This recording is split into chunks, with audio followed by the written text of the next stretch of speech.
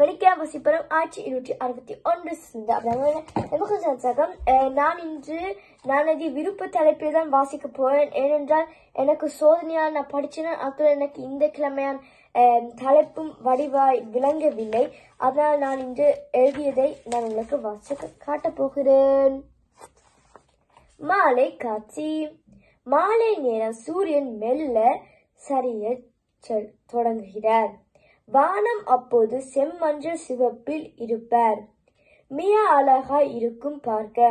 பறவைகள் கீச் கீச் என்ற சத்துடன் அவர் கூட்டுக்கு செல்வார்கள்.